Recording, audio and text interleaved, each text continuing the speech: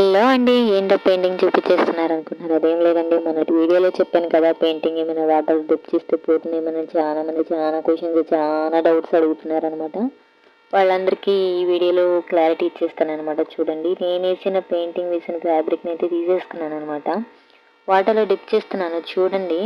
ఆ painting పోదనమాట. So మనం క్లారిటీగా పర్టికులర్గా చూపిస్తున్నాము.